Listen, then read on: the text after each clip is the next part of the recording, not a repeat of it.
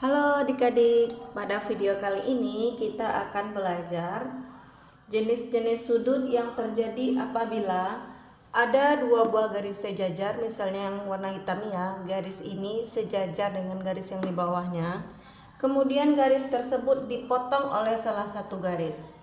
Ya, dua garis sejajar yang dipotong oleh satu garis yang lain, maka ada beberapa jenis sudut yang bisa terbentuk di antara kedua. Yang pertama yaitu sudut sehadap. Kalau sudut sehadap, intinya ingat sehadap berarti dia sama menghadap ke arah yang sama. Contohnya, yang pertama yaitu A. A sama-sama menghadap dengan P, dia sehadap. Sudut A sehadap dengan sudut P. Kalau sudut sehadap besarnya sama. Oke, sudut sehadap sama besarnya ya. Berarti sudut A sama dengan sudut P. Ini yang pertama. Mana lagi yang sehadap? Coba kita lihat B. Sudut B sehadap dengan sudut P, sehingga sudut B itu sama besar dengan sudut Q. Yang ketiga, sudut C. Sudut C sehadap dengan sudut R. Sudut C sehadap dengan sudut R, sehingga sudut C sama besar dengan sudut R. Selanjutnya, sudut D. Sudut D ini sama besar dengan sudut S, sama-sama sehadap. Berarti sudut D sama dengan sudut S. Oke adik-adik, sudut itu maksudnya yang ini ya, sudut A sama dengan sudut P, itu yang namanya sehadap, sama besarnya. Oke, yang kedua lagi ada namanya sudut dalam berseberangan. Terlebih dahulu kita ingat kalau dalam berseberangan berarti dia di dalam ya, di antara garis hitam-hitam ini, yang ini di dalam. Dalam berseberangan, dia di dalam letaknya tapi dia berseberangan, mana saja dia itu. Berarti sudut D ini, sudut D dia letaknya di dalam tapi dia berseberangan dengan siapa? Dia berseberangan dengan sudut Q. Sudut D dalam berseberangan dengan sudut Q. Karena sudut dalam berseberangan sama besar, sehingga sudut D ini sama dengan sudut Q. Sama dengan sudut Q. Terus lagi mana sudut yang di dalam berseberangan? Satu lagi yaitu sudut C dalam berseberangan dengan sudut P.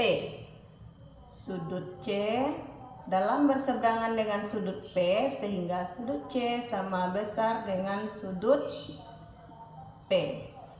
Itu dalam berseberangan. Ingat, kalau di dalam berarti dia antara dalam garis yang sejajar ini.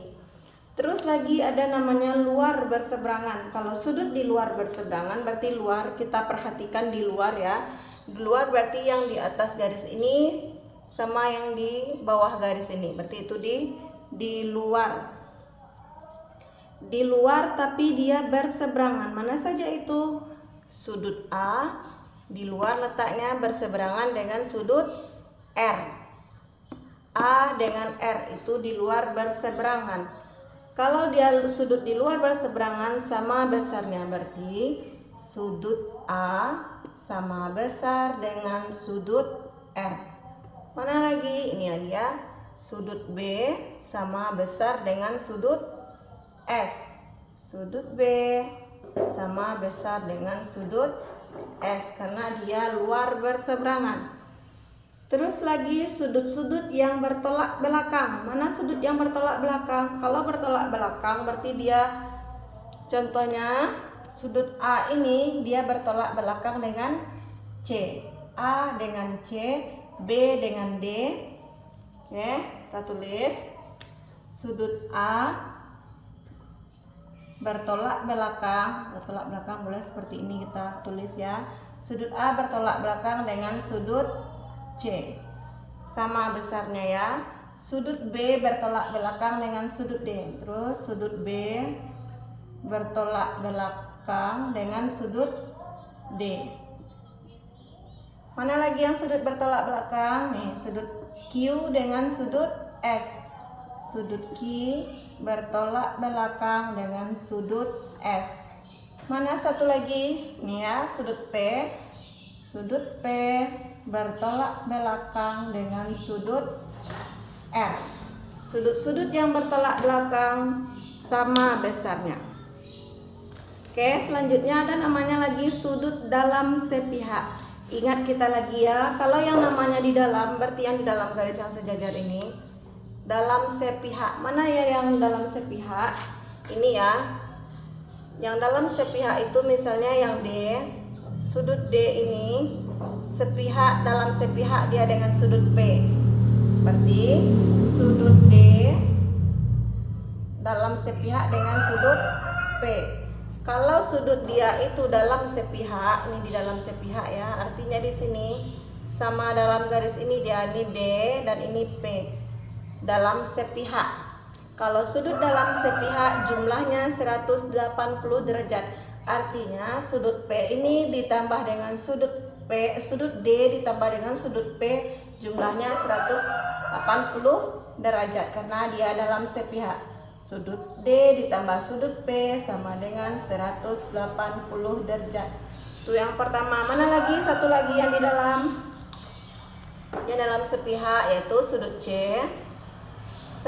Dalam sepihak dia dengan sudut Q.